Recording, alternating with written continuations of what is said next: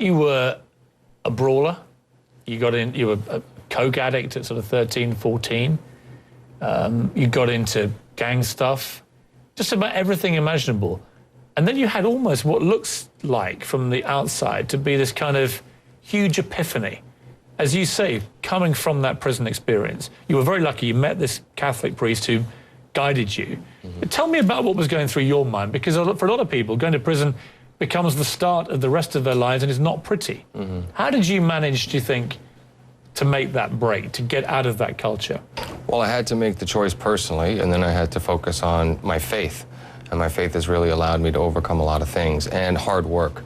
You know, nothing comes easy, especially when you've got, you know, your back against the wall and you've got a lot going against you. But I wanted to prove to people through my actions, not my words, that I was going to change and that I was going to make a positive impact on the community that I come from. And that's why I do so much youth work, and, you know, with our foundation and with inner city kids and partnering with Taco Bell and the Graduate to Go program. You know, I could not forget about where I came from and find myself in this position without helping and giving back. So when that prison door shuts for the first time and you're in the cell, can you remember how you felt? Of course, of course. You know, and I was 17 at the time, and I was probably about 5'3", 115 pounds, and it was pretty scary.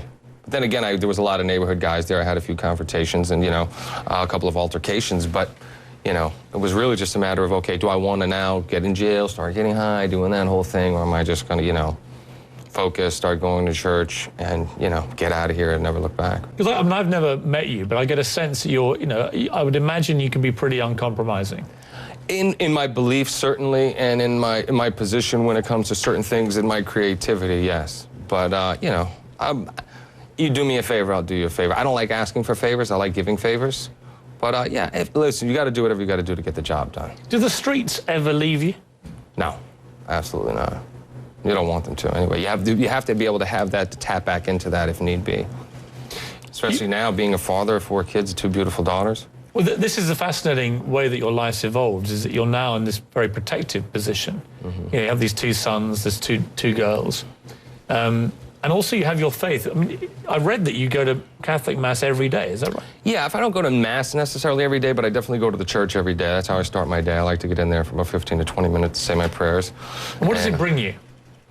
A very clear focus on what's important, expressing my gratitude for all the blessings that have been bestowed upon me, and a reminder every day of what I need to do, what I need to focus on, and what I need to stay away from. When you pray, what do you pray for? I pray to be a good servant to God, a father, a husband, a son, a friend, a brother and uncle, a good neighbor, a good leader to those that look up to me, and a good follower to those that are serving God and doing the right thing, and people that I can look up to and, you know, try to emulate.